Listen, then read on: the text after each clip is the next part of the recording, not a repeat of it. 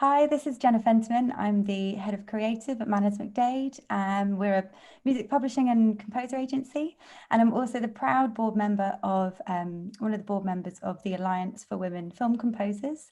You're in the Film Music House, and this is at Sundance Film Festival. So today I'm really excited to moderate this discussion on creative collaboration and artistic collaboration with two pairs, four composers here today. So I'm here with Rebekka Karijord and John Ekstrand and Ian Hultquist and Drum and Lace. So this is going to be really interesting. We'll dive into all the different things that they do as a creative partnerships. So creative collaboration is definitely becoming more and more familiar and popular in the composing sphere. I think composing traditionally, you would normally think of a solo composer, but actually it's getting more and more popular. And I think we'll dive into some of the reasons why. But I think a big part of that is people looking for new creative sounds and new understandings, and pairing together is the best way to do that. And then also production companies also looking for, the most diverse and interesting scores. So we're in a really sort of fertile time for creative collaboration, which I think is enormously exciting. So to go into some of our kind of composers here, so Rebekka and John have recently collaborated on the brilliant I Am Greta, which is currently on Hulu, all about Greta Thunberg, and the soundtrack has been released digitally and on an eco-friendly vinyl, which I'm sure we'll discuss later. And I'm also here with Ian and Sophia. Sophia is also known as Drum and Lace, and they have mostly recently been working on Dickinson, which is a historical rework of the story of Emily Dickinson, the historical character. It's a very modern twist on a period drama. And yeah, we'll be talking a lot more about that score and the way that they've been collaborating. So to start off, Rebekka and John, how did this creative collaboration for I Am Greta come about? John? You want to start? But I can start. I mean, the collaboration started between us. We were doing already a collaboration before this for HBO series, and I was working on two different other projects, and then the whole COVID thing happened, and I got offered the Greta thing, which I accepted, but I had another project that went in collision, so I kind of Rebekka was really on to me also about doing something on Greta, so I think it was like kind of the obvious choice, but it just happened. I mean, it was just meant to happen because everything was clashing, and we were working on a project together which we had so much fun on, so it was kind of natural that it happened. And yeah, Rebekka. Yeah, no, I mean, it was a really special process actually, because I've been working solitary for so many years, and then when John and I decided we should start to write together first for this HBO series that isn't released yet, it was so smooth and so remarkable in a way to me, because it was so lust-filled and so safe. So we basically just went into the studio and and played for 2 days, and the whole fundament for the score was kind of laid there, the fundament. Then there's a lot of other work, but so I think we took that energy with us into Greta, which was a far more complicated process because we had very little time. They had pushed the post-production very late, so it was 70 minutes of music to be written in 6 weeks, with orchestration and with recordings and with everything. Wow. So it was kind of a challenge. We were baptized by fire, our collaboration. Yeah, and also during COVID. During COVID. Yeah. Logistics is not easy. No, it was pretty crazy, but we looked at each other several times and we're like, okay, if we can manage this, then we can manage anything. So that's how it happened. I love it. Sounds a match made in heaven. And Ian and Sophia, you've collaborated on quite a few projects before. When did you start working together, and how did that decision come about? When did you look at each other and go, right, we should work together? I guess I'll start. I think it kind of came about very organically, and it wasn't something that we just kind of decided. It was, I don't want to say it was decided for us, but at the time of our first collaboration, which was for a documentary called The First Monday in May, I'd been working on a lot of fashion content and scoring a lot of fashion film and doing a lot of things in that realm. And Ian had worked with the director, Andrew Rossi, before. And when he approached Ian to score The First Monday in May, which is all about the making of a Met Gala in New York. And I think it was actually Andrew Rossi who was like, I think it would be a great fit for you guys to do it together, because I could bring a sensibility that maybe Ian didn't have, or, you know, so he kind of threw us together in that first project. And we subsequently ended up working with his partner, who's also a director, on another movie called about Under the Tally. And then from there, we did an elephant documentary, and then this, and then that. And now we're on 2 TV shows and another upcoming TV show together, which, you know, we hadn't planned originally, right, Ian? No, but even before that first scoring collaboration, we had been making music together on and off for a few years. We had a very little known side project called Aislinn for a while, and played shows around Brooklyn and South by Southwest one year. So like the thought of collaborating together wasn't a weird thing, really. It was just no one had ever like officially asked us to actually do it. We just kind of did it because we were in the same room. And we're like, hey, let's try working on this together. But Rossi's push to be like, you guys should actually do this as a co-score, I think really kind of set a lot of things in motion for us. Mm. And it's interesting. So we'll talk about the score for Dickinson in a minute. But as collaborators, do you feel that you have different sounds that you're filling? That when you come together, it sounds like something completely different. Do you feel that that's fair? Does that? Yeah, I think.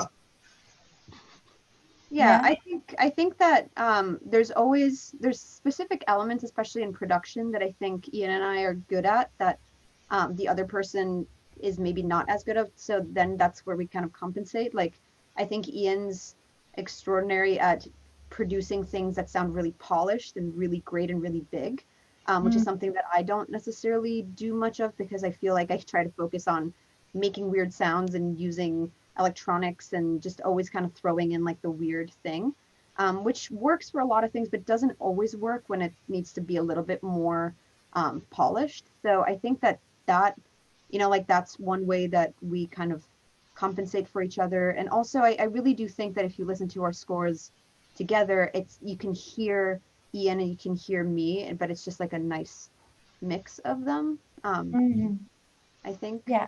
Overall, I don't know. Ian, do you agree?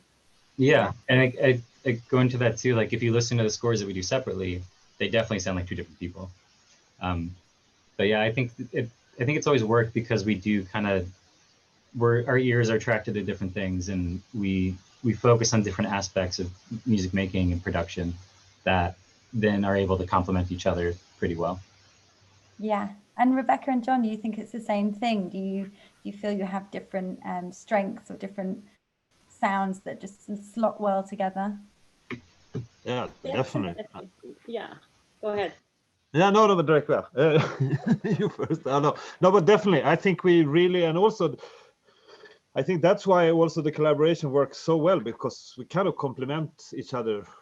Like, yeah, I mean, it was like Rebekka also said, like the first time we worked together and met up in the studio, we hadn't worked together before, and it was just, I mean, in a cliche kind of way of saying it, but magic happened. I mean, it was nothing. It was, everything was just, the gates were open, and really it was so inspirational, and we got so much music written in such a short time, and it was just so much fun. So I think it's really that you could really say that we complement each other and come with different things to the table and also inspire each other. At least I mean, I get really inspired of the stuff that Rebekka brings to the table, and it really, yeah, I learned so much from working with Rebekka also that I bring into projects that I do on my own.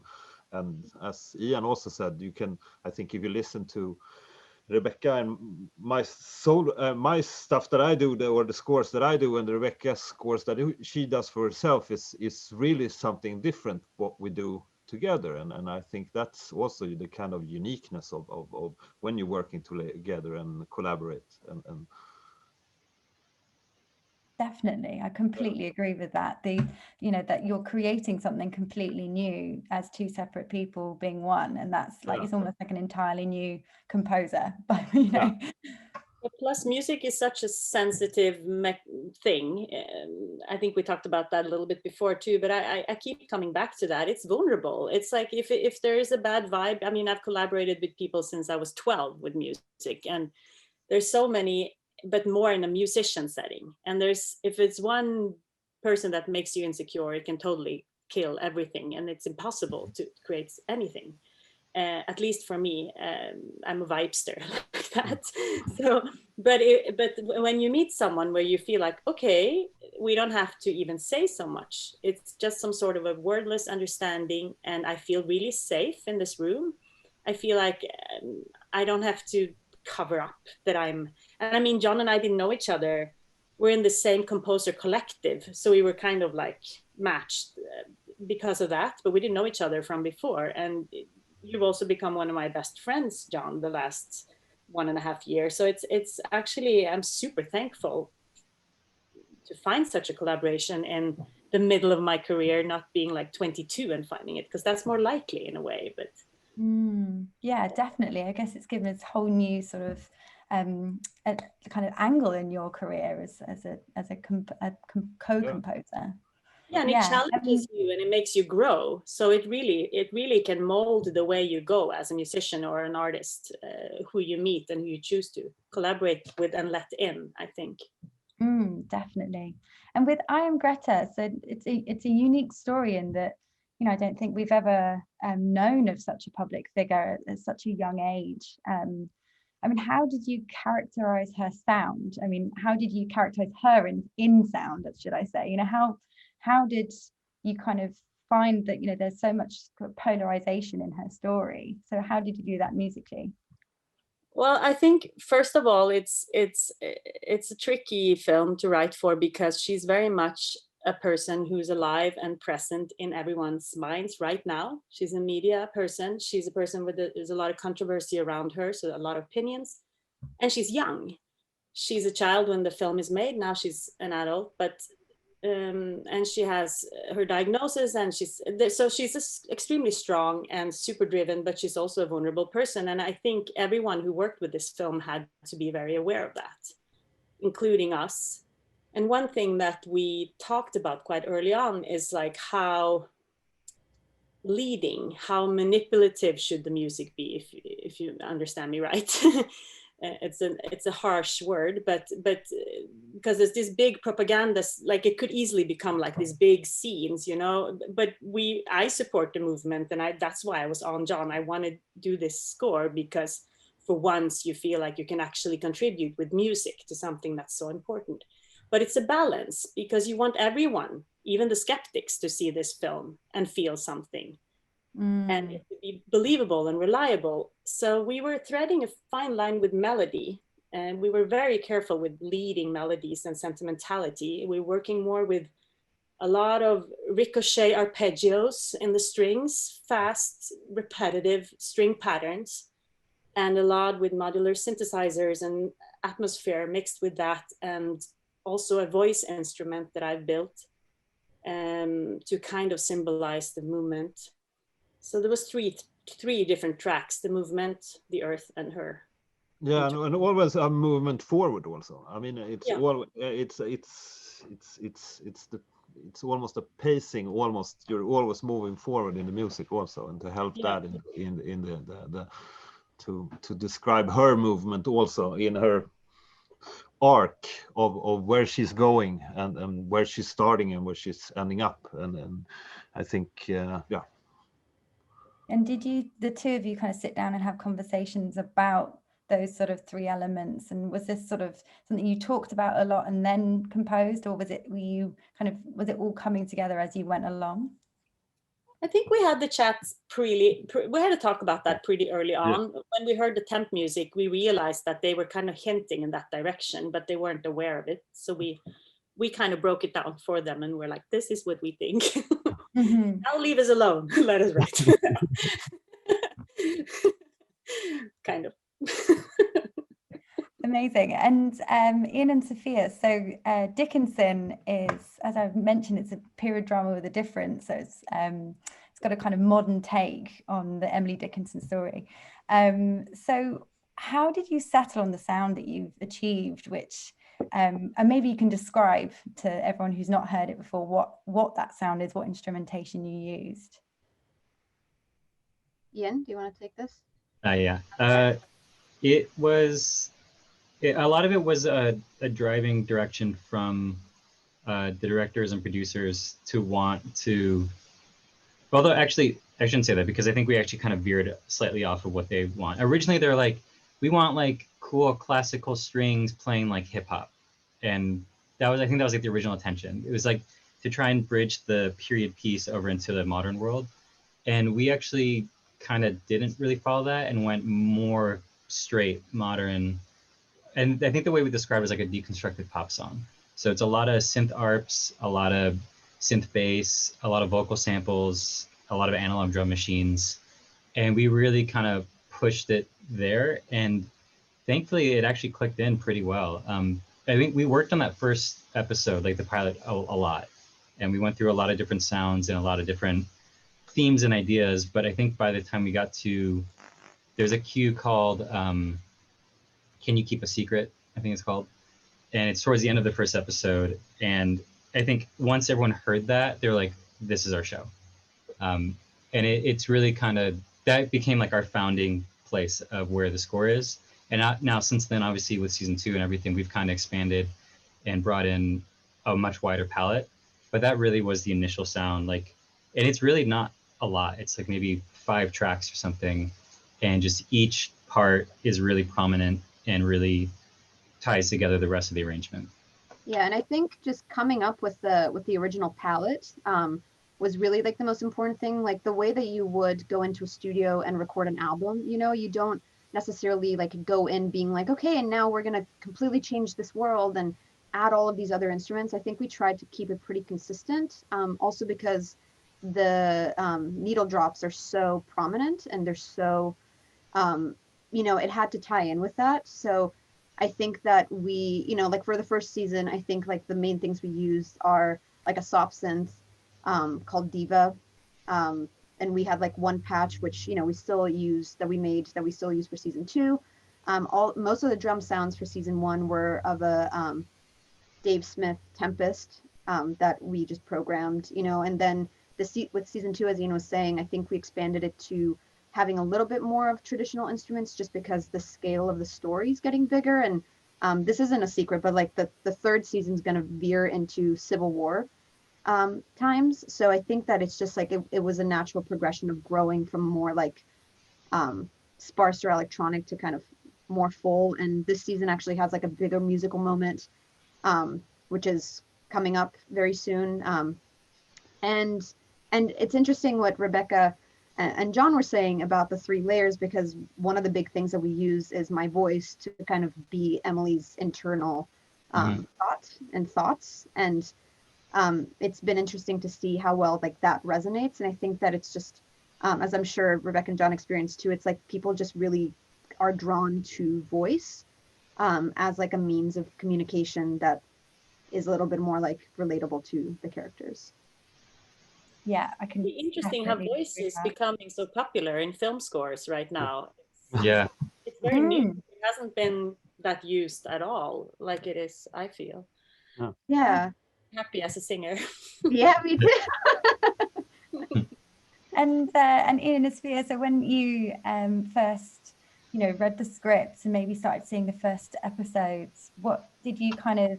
Again, same question, did you sort of sit down and discuss where you were going with it, or did you sort of jam, or how was it that you came to find the sound that you were looking for as a pair? Like, what was your collaborative process? Well, I remember we got the first 2 or 3 episodes. We were in Miami because Sophia was playing an art festival there. So we weren't like really, we were actually just like watching it in the hotel room. We weren't like in the studio. So we weren't like that musical mindset. We're just kind of watching it and kind of seeing it for what it was. And then I think that was it was like the end of December of 2018. So then I think that Christmas is when we like came back and we're in a studio, and I think we spent a few weeks just messing around. I'm trying to remember. Yeah, I think we started, a lot of them started with drum beats, or I remember expressively like being on my separate computer in Ableton and just like making, like essentially making like 16 bar like little chunks. One of which ended up being the Death theme, which Death is characterized as a character played by Wiz Khalifa in Dickinson. And I think that that's really like one of the first cues that we did. And the drums for that were like based off of a Prodigy song. And it was just one of those things we were like, well, just see where this goes. And I think that was a lot of the process. Yeah. And then we worked together on like a beat that we're like, okay, this is like a Missy Elliott beat. And then, you know, like I think a lot of it started with beats. Yeah, I think because the show is so music driven with like amazing supervision, really cool needle drops, I think we would look to those and be like what would we want the score to complement that with? And then we draw inspiration from tracks like that. And I guess we went pretty 90s to begin with for some, I don't know why, but I guess just that's just what our ears felt like was the right thing to do. Because things sound like the 90s now. Yeah. Oh, go on, sorry. Now things right now kind of are back to kind of 90s all around in fashion and culture in general. So I think that it kind of draws also to go back to inspiration and stuff. It's like when they originally were like hip hop beats with classical stuff, you know, there's a very fine line when people ask you to do hip hop and you look at each other and you're like, and we'll do our own take of that, you know? So I think that was our way of interpreting, you know, something like fast hi-hats. So I was like, okay, well, let's go to like rave culture. Like they had fast hi-hats, and then we're not like stepping on any territory that we don't know anything about. So yeah, I think that was right. It's interesting to hear about your process, and, you know, to hear that you are, it sounds like you're very much just in it together and you're just mucking around with different ideas, sending them between each other. It's not like you do this and I do that, but a sort of very much like a cross-pollination of ideas. Is that right? Yeah, and I've talked to a couple other composer duos that are very much kind of like the more traditional, where it's like they do be like, this is your reel of the film, this is my reel of the film, or like you carry this character's theme, I carry this character's theme. But I think for Sophia and I, because we've been working and living together for so long, like we are just in the room together. And sometimes, like when we first started working on First Monday in May, that first documentary we did together, we were literally sitting at the keyboard, like playing it at the same time with like a piano or a string patch and figuring things out that way. Like I would be playing chords and Sophie would figure out a melody or lead line, stuff like that. So it very much has been like 4 hands on deck. I love that. And Rebekka and John, what's your process? How's your collaboration work? And, you know, do you split cues up, or are you kind of sticking together at the piano as well?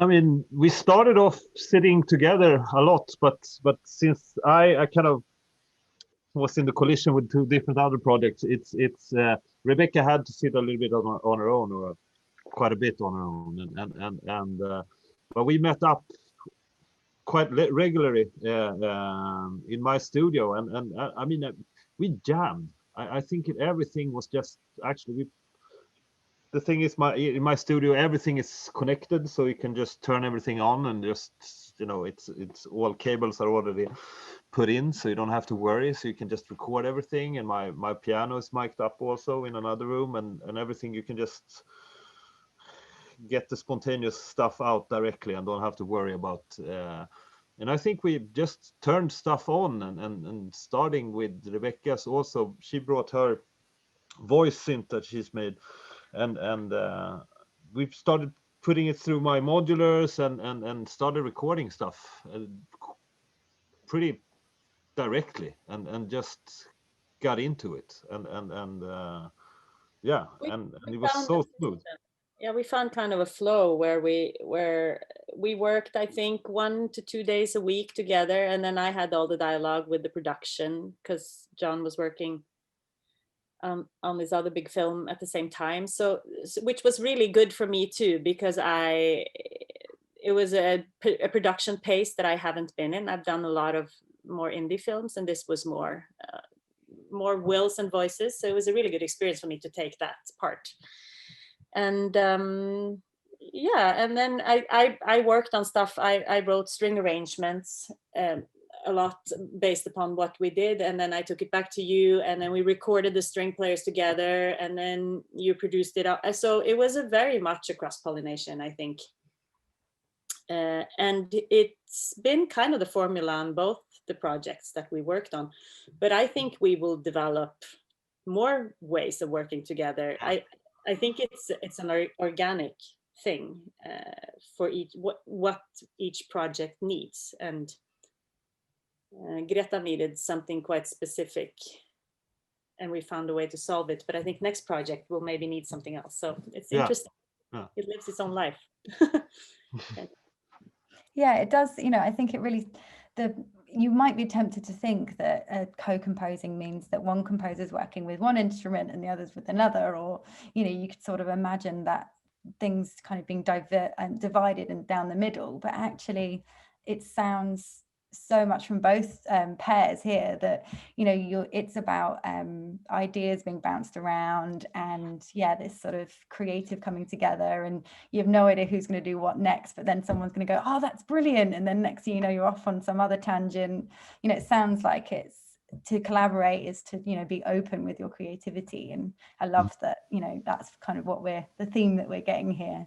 So that kind of leads me really nicely into my next question. So Sophia and Ian, like, how do you feel that your team, as it were, your partnership has evolved as you've gone through your career as kind of co-composers?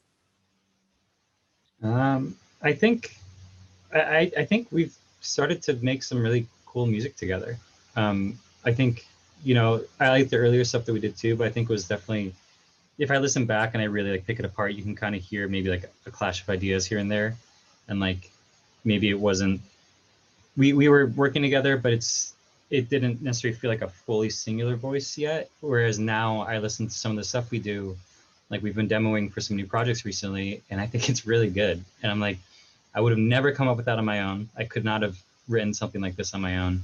So I think it's really evolved into like a new voice. So like if people want to hire any of us, you can hire Drum and Lace, or you can hire me, or there's like the third voice, which is the two of us together. And I really think it has become something unique. Yeah, and what's cool about the way that it's evolved is I think that people are seeing, you know, like it's easy to be like, oh, you know, you put two composers together because it's two for the price of one. But I really do think that there's something to be said about, like, as Ian was saying, like the things that we've been doing together, where it's like just where it goes is not where, like for me, it would have stopped halfway there, and then Ian helps to get the idea all the way to the end. And I think that all in all, like we are happy to keep collaborating on things like TV and documentaries, just because I think that compared to narratives or like doing documentaries solo, it's a grueling amount of work, especially if you're doing multiple shows or like shows and movie, you know, things all at once, that it's nice to kind of regroup together and to just kind of have this moment of like coming together and doing that. And I think for TV, you know, like we don't have any assistants yet, so it's like it's also allowed for us to keep everything very insular, and for us to just kind of be able to like go in and not have second doubts too. I think that you know, like Rebekka was saying about vulnerability, I think that we are not scared to make mistakes in front of each other. Like there is no mistakes, everything's just experimentation. So at this point, you know, a cue that on our own, or like for me would have taken me maybe 4 hours to do, we can kind of like nail out in an hour and a half too, just because there's, you know, if it's not working, Ian will be like, no, let's scratch that, like it doesn't sound good, and there's no hard feelings, there's no, it's usually the other way around. well, Yeah, usually stuff you being like, Ian, that's not good. But you know, it just makes working together just really efficient, and we have a really good time most of the time together. Yeah, I think it's you know, there's the sort of creative side of things that we've talked about a lot, but there's also the sort of almost emotional side of things, of the support that you can provide for one another, and also the practical level, like you say, of just getting the work done in less time. So you know, there's so many sort of positives to be had for it. And do you find that, John and Rebekka, that you not only are you there to kind of supporting each other musically, but also kind of emotionally as well? Yeah, totally, definitely. I mean, I think it's that's the half of the thing also about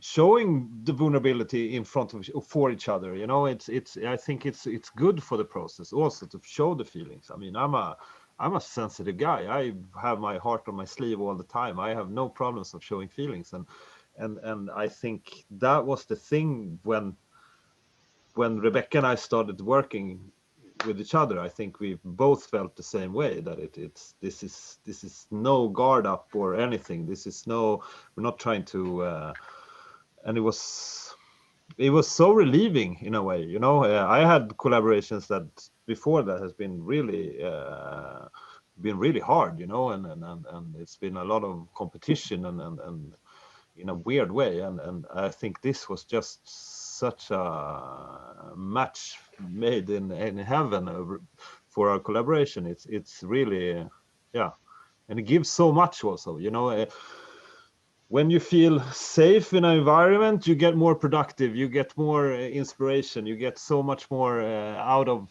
yourself and everything, and that, you know, goes over to the other person, and it just evolves, you know, and it becomes this big creative happiness, bubble of happiness, you know. It's no, it's just, yeah, I really enjoy collaborating, and especially with Rebekka, because it's just so easy.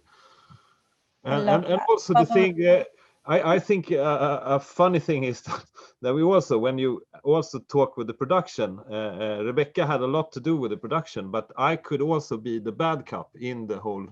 We could do the good cop, bad cop. She was the nice one, and I was just calling him up every second week and saying no, and just and just hang up the phone, and was really angry, and she was like yeah, and much more diplomatic, and I was just calling up. Wait, I was bad cop too a few times. Yeah, you were bad cop too, and actually in the end you were really good in coming in and helping me on the bad cop thing. But I think that was. We had a very the director was very nervous, everyone was very nervous, there was a lot of opinions and a lot of nerves around this film. Whew, it was pretty complicated. One is allowed to tell that, right? Yeah, of course. So we were at some point, I was like, okay, John, if we're going to do this, I have to send an email to the director and say, now we need 3 weeks where you don't get to hear anything, and you need to trust us. And I've never done that before. That was a real bad cop move, or realistic cop, at least. You think it's easier to kind of have those discussions knowing that you've got kind of another composer in your corner? I wouldn't have dared it alone in that situation. I mean, it was absolutely a necessity for us to be even able to pull it off at that point. But I'm thinking a lot about the situations emotionally where